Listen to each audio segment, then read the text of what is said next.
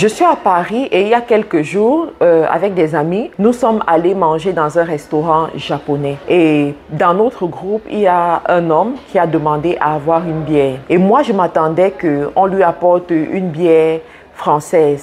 Sauf que la serveuse est venue avec une bière avec les écritures japonaises dessus. Vous voyez un peu ce style d'écriture. Et je me suis rendu compte que c'était en fait une bière japonaise. Et ça m'a intriguée. Je me suis posé la question de savoir pourquoi vendre une bière japonaise dans un restaurant en France? Pourquoi ne pas vendre tout simplement une bière française ou une bière européenne qu'on va facilement trouver ici en Occident, ici en Europe?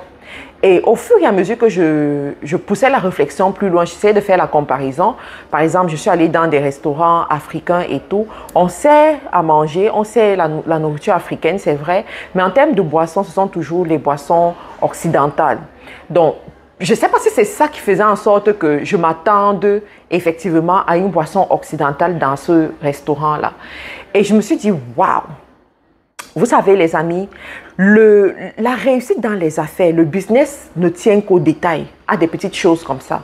Voilà des Japonais qui sont en train de s'implanter, qui sont en train de s'infiltrer, infiltrer leur culture par des moyens extrêmement simples tels que l'alimentation et la boisson en France. Le restaurant est situé dans le 14e arrondissement à Paris. Il n'y a que des Japonais qui travaillent dans ce restaurant. Ils servent la bouffe japonaise et les bières japonaises également.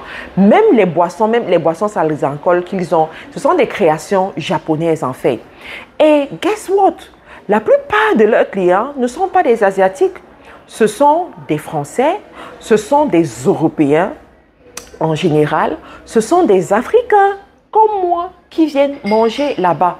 Et le prix du plat moyen était à peu près à 25 € et la petite bière là était à plus de 20 €. Une petite bière comme ça, je vais vous montrer ça. Et j'ai tiré des leçons de ça parce que, vous savez, moi j'apprends de tout. Et je me dis, à chaque fois, cherche à apprendre pour te développer, pour aller davantage en avant.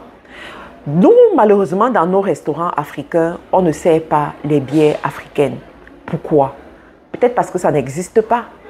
Peut-être parce que sur le marché, il n'y a pas encore des bières qui peuvent concurrencer les bières occidentales.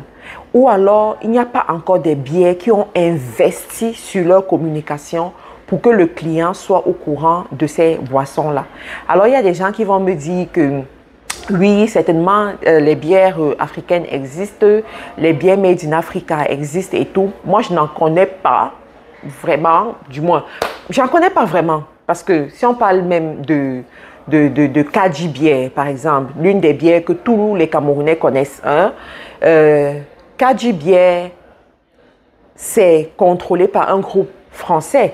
C'est pas nécessairement, c'est pas une pure création camerounaise. C'est contrôlé par des Français. D'accord? Donc, ça pousse à réflexion.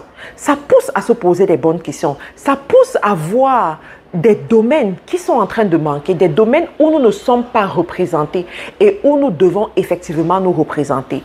La deuxième des choses, c'est quoi? C'est l'audace. C'est l'audace. Je vous ai dit tout à l'heure, la plupart des restaurants africains où je suis allée, on ne sert pas les bières africaines. Bon, même les boissons africaines, très peu vont se concentrer uniquement sur des boissons africaines.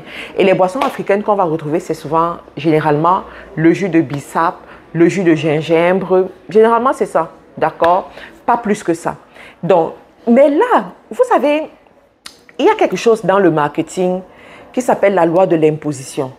Ça veut dire que les gens peuvent ne pas connaître quelque chose, mais à force de leur présenter cela, à force de leur dire qu'ils ont besoin de ça, ils finiront par te croire parce que la répétition a créé un besoin, la loi de l'imposition.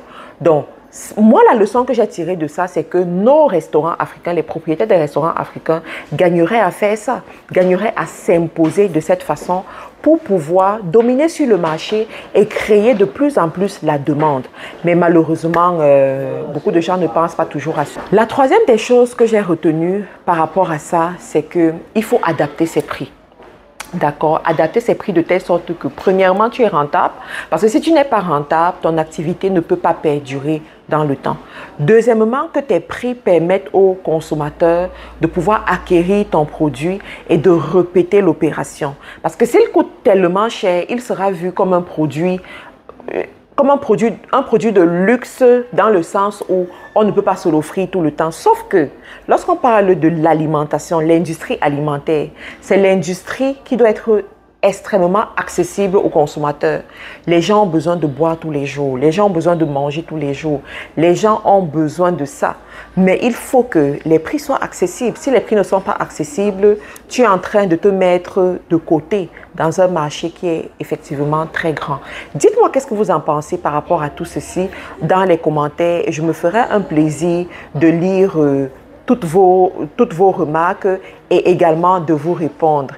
Et sachez que je suis à Paris, voilà, j'ai fait une conférence ici de plus de 600 personnes au centre de conférence de l'hôtel Marriott Rive Gauche. C'était super bien, on avait des speakers de qualité, on a eu des invités spéciaux, des participants de qualité aussi, et on ressort de là totalement changé, totalement transformé.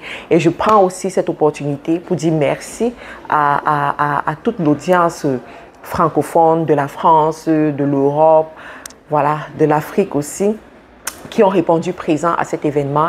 Et j'espère vous voir très bientôt dans une autre occasion. À bientôt! Votre peau a besoin d'un coup d'éclat? Découvrez notre nouveau sérum éblouissant de Carila Cosmetics. Formulé avec des actifs anti-âge ultra performants, le sérum éblouissant agit en profondeur pour traiter les taches d'hyperpigmentation, réduire les signes visibles du vieillissement, lisser et tonifier votre peau. Le sérum éblouissant de chez Carila Cosmetics, votre allié beauté pour une peau éblouissante. Carila Cosmetics, une marque déposée canadienne. Livraison partout dans le monde.